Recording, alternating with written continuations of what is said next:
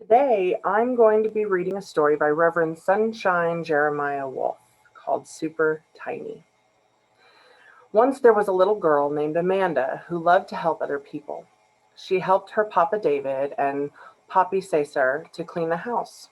She raked the leaves in her neighborhood, in Jim's yard when he was in pain and couldn't do it himself, and she tutored her friend Sarah in math.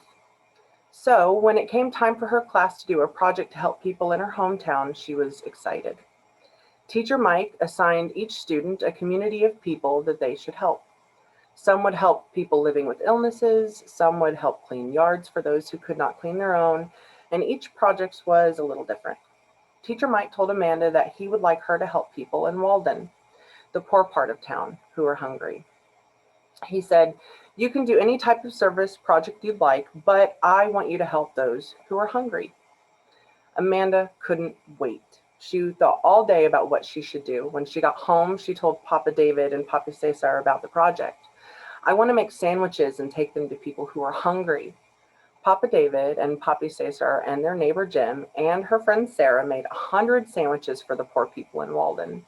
The next day, Papi Cesar drove with Amanda to Walden. She had placed each sandwich bag in a bag with a piece of fruit. She tried handing out these sandwiches, but no one really seemed interested in them. Papi Cesar couldn't explain to her why no one wanted the sandwiches. She offered them to people who were young and old, brown and white, friendly and rude. But the answer was always the same. "Oh, I ate it earlier, but thank you." Then she saw another little girl about her age. The little girl seemed to be watching Amanda, observing her with a look of laughter and curiosity. Amanda approached the little girl. "Would you like a sandwich?" she asked. The little girl looked at her for a moment and then said, "Aren't you going to ask me my name?"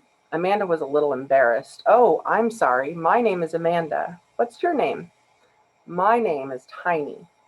This name was clearly appropriate. The little girl was tiny.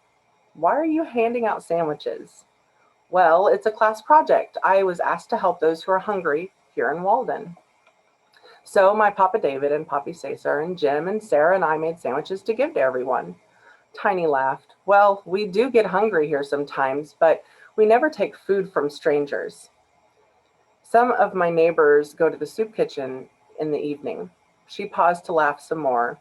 Then, "Your teacher really asked you to help the hungry?" Amanda was a little upset that Tiny thought it was so funny.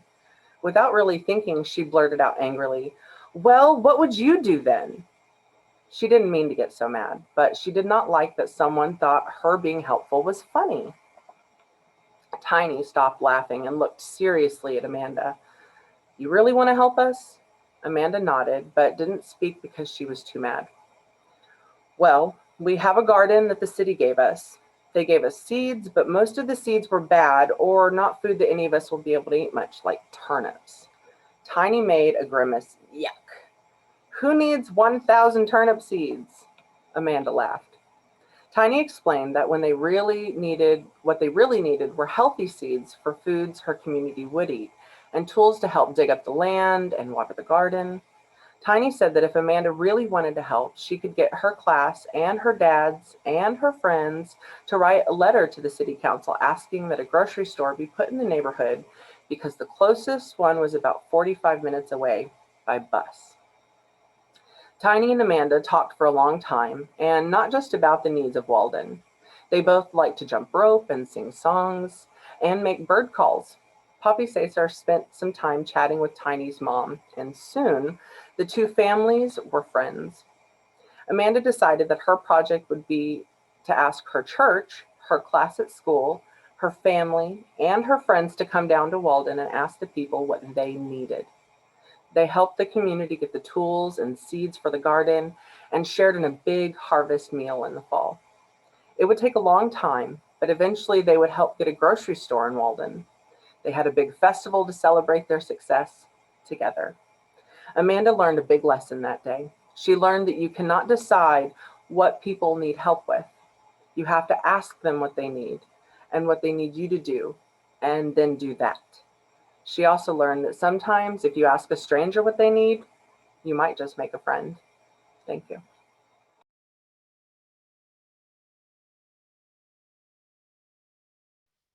So, good morning. My name is Eli, and I'm happy to be with you today as your worship leader, along with my partner and social justice extraordinaire, Angela Leach.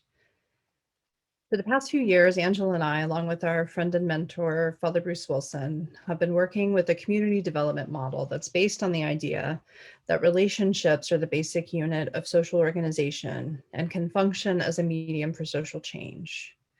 It believes that every individual within a particular community has gifts and strengths that can be mobilized to support one another and the community as a whole.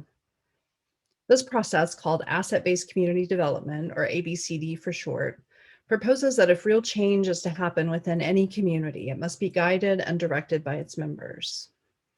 This organizing work is focused on intentionally strengthening relationships within communities and building partnerships, eventually leading to increased agency and an organized community using their gifts to tackle challenges collectively from within. But it's the relationships that remain at the heart of this change.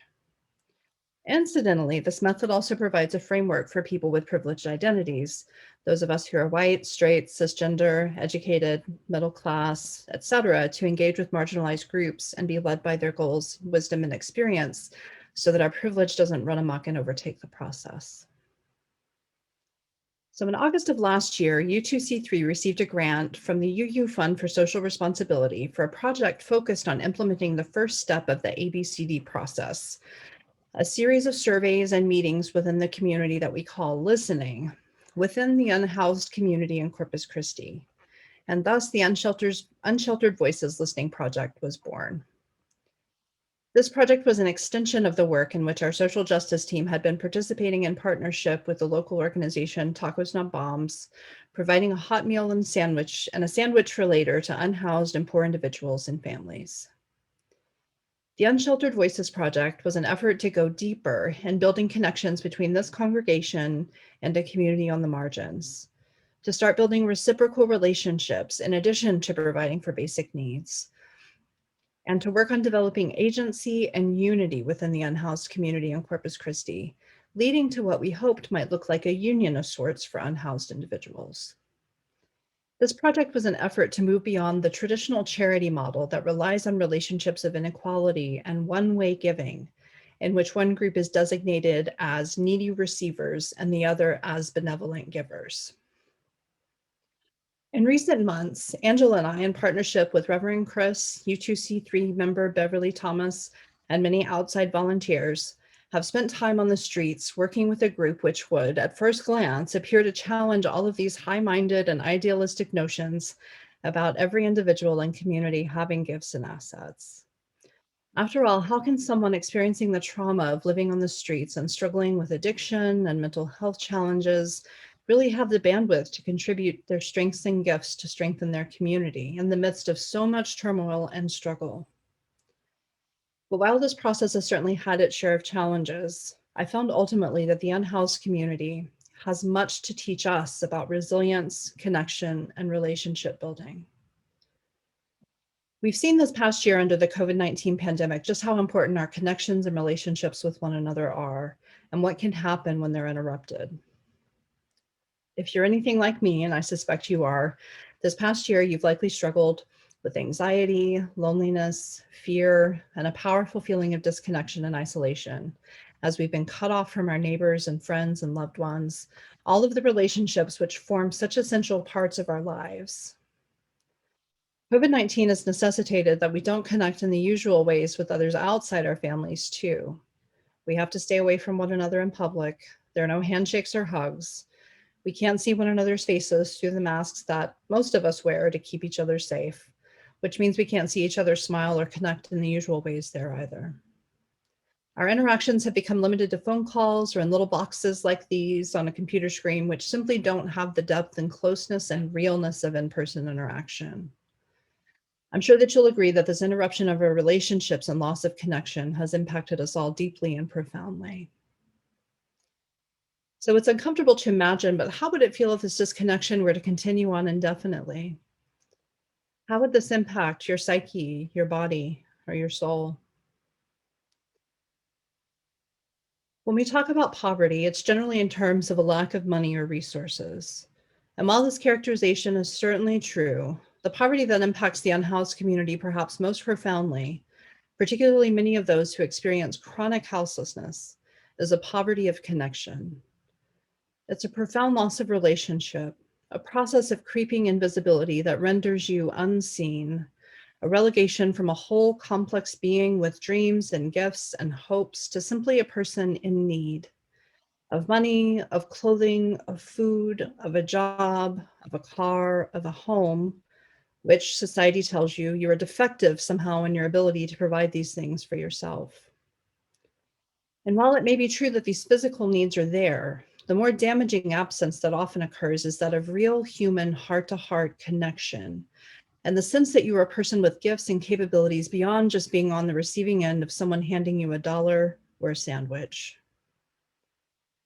The way that we have traditionally tried to address this poverty of things as individuals and as faith communities is by placing ourselves in the role of the benevolent givers, which allows us to feel great about our own generosity.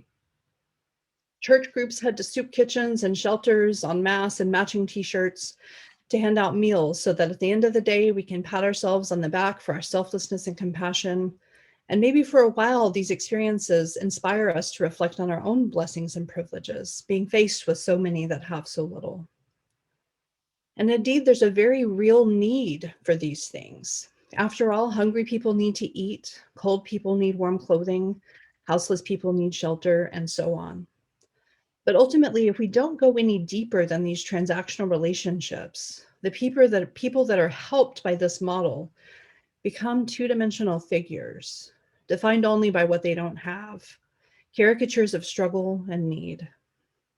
And similarly, the givers in this relationship too are robbed of their complexity and humanity, with both groups suffering not only the loss of not only their own, but also of each other's potential. We simply have to go deeper than that. While I do occasionally use the term experiencing homelessness to denote an event rather than a characteristic, and I absolutely believe that every individual has the right to self-identify, I personally don't refer to the houseless community as a group or individuals as homeless, in part because of the extreme negative connotation, and in part because the term's inaccurate. After all, one can make a home anywhere without necessarily having a physical dwelling. In fact, for the majority of human history, we lived itinerant lives, moving from place to place as hunter-gatherers. Anthropologists have estimated that this goes back from around 12,000 years ago when we started settling down and planting crops to around 2 million years ago, with the ancestors of Homo sapiens who wandered the earth gathering food and water wherever both could be found. That's millions of years of existence living much the way that our neighbors on the streets do. And in this sense, it could be argued that our houses, our cities with their pollution and urban sprawl, and our economic system that relies almost entirely on transactional relationships. When is the last time, for example, that you knew anything about the cashier at Target or the person who delivered your pizza? These things are far more unnatural to human beings than living outside in small groups. And about our houses have become over time much bigger, with the average square footage of an American home more than doubling since 1950. By contrast, according to a comparison of studies from 1985 and 2004 published by the American Sociological Review, the number of close relationships we have shrunk in that time by nearly 30%, with 25% of people reporting that they had no close friends at all, a number that doubled over that 20-year period. It seems that we've come to value things more than people, objects over relationships, houses and security over community. We suffer from a poverty of connection too, and this impacts us in a very real way. We've seen over and over again in numerous studies that having close relationships is every bit a predictor of health as diet, exercise, and smoking.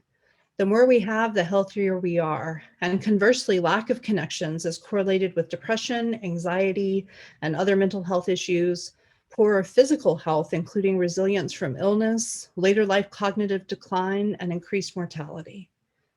One study examining data from over 300,000 people found that a lack of strong relationships increased the risk of premature death from all causes by 50%. An effect on mortality risk roughly comparable to smoking up to 15 cigarettes a day, greater than risks associated with a sedentary lifestyle. Whether we're housed or unhoused, gay, straight, bisexual, pansexual, or queer, transgender or cisgender, incarcerated or free, addicted or sober, affluent or middle class or poor, Black or white or Indigenous or Latinx or Asian, whether we're Christian or Jewish or Muslim or Buddhist or Hindu, atheist, pagan, Sufi, or Sikh, as our seventh principle, which recognizes the interdependent web of which we all are a part, reminds us our lives depend on one another. So, how do we begin to imagine or reimagine, create or recreate our lives and churches and communities and systems that reflect and support this crucial fact? How do we transform systems that rely on these transactional relationships, on hierarchies, and go deeper into a place of mutuality and reciprocity? Might we find suggestions by looking within communities that exist on the outside of these systems? The concept of shelter or refuge is one that's common in a number of faith traditions. We see this in Buddhist vows in which the adherent takes refuge in the Buddha, the Dharma, and the Sangha, or sacred community, a network of spiritual cohort that support and promote one another's growth. The idea is also present in the Jewish concept of Shekhinah from rabbinic literature, which means dwelling or settling, and refers to the dwelling or settling of the divine presence of God. An interesting side note, in the Jewish mystical tradition of Kabbalah, Shekhinah is also conceived of as the feminine divine. Similarly, in Islam, the Arabic Shekhinah, with a similar root and literal meaning as the Hebrew dwelling, refers to the peace of God. And Islamic mysticism can refer to divine inspiration or quality of spiritual awakening. Additionally, numerous chapters of both the Hebrew and Christian scriptures refer to taking shelter or finding refuge in God or in Christ. In the human sciences, if we go back to Maslow and his infamous hierarchy, we recall from there that shelter is, along with the need for safety or refuge from harm, one of our most basic needs, with relationships right above. We need shelter, not only from the weather, but also from our own isolation. And our souls need shelter in one another and in our connection to the divine, wherever we might find it. The shelter is not just a building or a dwelling place. It's a shelter of a more holy sort, a place of belonging and union, a home for our souls within and among one another, and that holy mystery that you might call God, Goddess, Spirit, Universe, or nothing at all, but nonetheless can feel when it's there and when it's not. Who then is homeless? Who is unsheltered? And the time that we've spent working with unhoused communities and in my own experiences with being unhoused, I've seen a tremendous amount of trauma and suffering.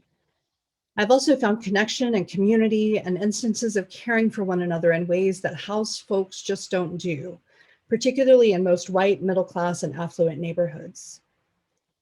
For example, one particular day while Angela and I were working at the camp that we regularly visit, one of the young guys that we regularly meet with was having a bad day and had not had his medication in some time. He approached Angela, who was seated, standing over her threateningly and pointing his finger in her face, saying loudly, you did this. Before she or I could even get up, a group of 3 or 4 people had surrounded him and very gently and adeptly took him away, reassuring him that Angela had not done anything and that we were friends and that he was safe. They began reassuring us that he was just having a bad day and had some mental health challenges. There was no escalation, there was no violence, no one was hurt or restrained, and the police were not called. The community was comfortable with him because he was a part of their community, and he, in return, trusted them. Over the past year, Michael has come to trust us, and we've had many opportunities to talk and be present with each other. One night during the recent freeze, he was intoxicated and would not come with us to the shelter, so we walked him laughing and smiling to his tent, put him inside, and covered him up. How might these interactions have gone in our own neighborhoods? And how did relationships make such a difference here? And what would it be like if we responded in similar way to, say, Stephen Taylor, a Black man who was killed by police after he was detained in a California Walmart, where he had been wielding a bat in the midst of a mental health crisis brought on by his schizophrenia? How would this have been different if people whom he knew and trusted, that knew him and what he was dealing with, how would it be different if they were there instead? I've seen so many people dealing with so much of their own trauma or in the midst of their own addictions support one another in phenomenal ways, giving their last of whatever they had to whoever was in need, caring for and looking out for their neighbors. In late February, while the city froze and many were left without power and water, one of our unhoused leaders, Rose, accompanied by Angela and myself, drove around in icy conditions, pulling people off of the streets and inviting them to come to the emergency shelter. We got close to 20 people in from the deadly cold that night, something that never would have been possible without Rose. Many of these people with signs of hypothermia already. She knew exactly where to look for people who would sought shelter in the various nooks and crannies of buildings around downtown, trying to stay out of view of police who would inevitably ask them to leave. People we talked to knew her and trusted her and chose to come and interact with a shelter system that they never would have otherwise. Many more who chose to stay on the streets were given supplies and information about the signs of hypothermia by Rose. We were out together for hours, passing by organizations that receive millions of dollars in annual funding, churches who claim to care for the poorest, whose doors were closed tight. The power of relationships was again on full display. For contrast, in our neighborhood on the south side, we have neighbors who we've never spoken with. We don't even know their names and have little idea what might be going on in their lives. Ironically, we came into these relationships with our unhoused neighbors to build community, only to find that this community is already there. Not only that, they had a thing or two to teach us about resilience and selflessness and caring for one another. Our friends on the street are not two-dimensional. They're not just in need of some soup or a dollar, though many of them do need these things. Some also have serious issues, including the trauma that they endure daily on the streets. There's sometimes violence, there are drugs and dysfunction. Sometimes it can be overwhelming. But these things also exist in every neighborhood and every community, although perhaps not as visible. But there's so much more to these relationships and more to them as human beings. What our siblings on the streets need, what they really need, is beyond the charity paradigm that perpetuates shallow and transactional relationships. And though they might absolutely need these things too, it's beyond a hot meal and a hot shower or warm clothing and a bed. What they need is what we all need: community, connection, self-determination, the right to exist in all our complexity outside of two dimensions, loved and valued as we are. My friends and neighbors need a different sort of shelter, and it's the same kind that we all need. A shelter grounded in safety and connection within a wider community of care, a sacred shelter that recognizes interrelatedness, that makes wholeness out of disparate and desperate fractures. It's a bitter irony that many of our own shelters have served only to insulate us from one another and from this more wholly complex idea of shelter. We've locked our doors and put bars on our windows and installed security systems to keep unwanted people out. We've surrounded ourselves with an abundance of square footage, but we ourselves are suffering from a poverty of connection too. The group that's emerged from our work on the streets was actually inspired long before we got there. The name that they chose was one that they've been using for some time: Homeless Helping Homeless. This group is focused on caring for one another in ways that defy and upend our individualistic ways of being in the world, based on mutual care and support, closer to this idea of sacred shelter than anything I've seen elsewhere. They're sometimes not quite convinced of their own gifts, but how true is that for so many of us? These days, the community comes together weekly to plan, communicate, and solve problems. The listening part of the process is ongoing, but we've made tremendous progress. We had a fundraiser that raised over $4,000, which the community is now using to solve basic problems like sanitation, restrooms, showers on its own, with the hopes of eventually finding and purchasing a small lot, a permanent place to be where they can be free from the harassment that they face daily, just trying to live in a world that criminalizes any visible signs of poverty, like living outdoors. Our survey process revealed that building relationships with the wider community and each other was important to the community.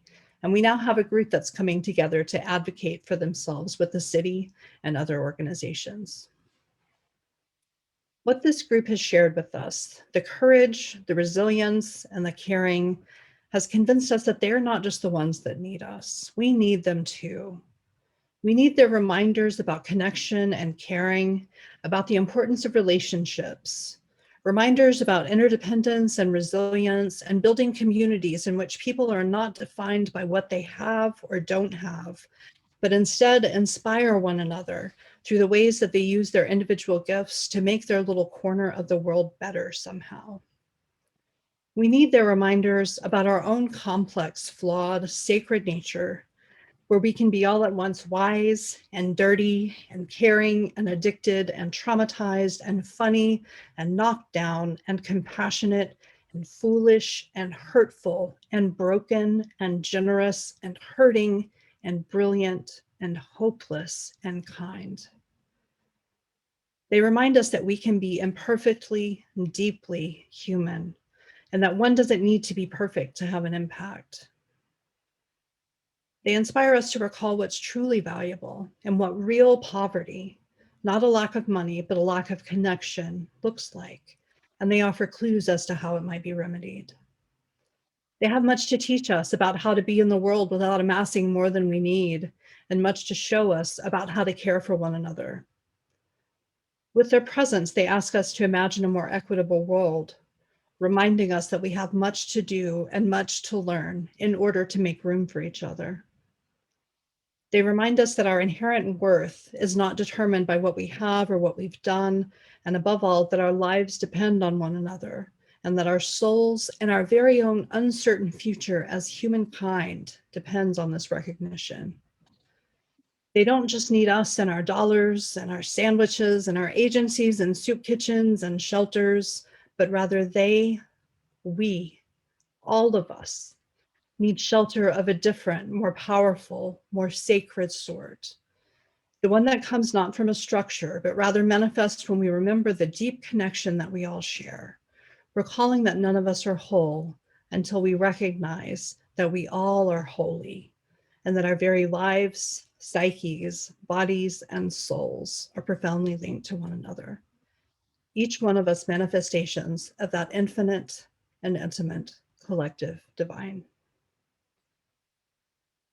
May we have the courage to remember, foster, and honor the sacredness and power of our relationships. And may we remember that we are, all of us, deeply, powerfully, and irrevocably connected. May you be blessed. May we be blessed. And may we all be a blessing to each other. We'll close with a prayer. Spirit of sacred shelter, of infinite connection, we ask that you settle within us and help us to remember as we go throughout our week this interconnectedness that we all share with one another and with you. Remind us that we each are a connection point to your holy stillness at the center of all. Inshallah, Amen, Amin, and blessed be.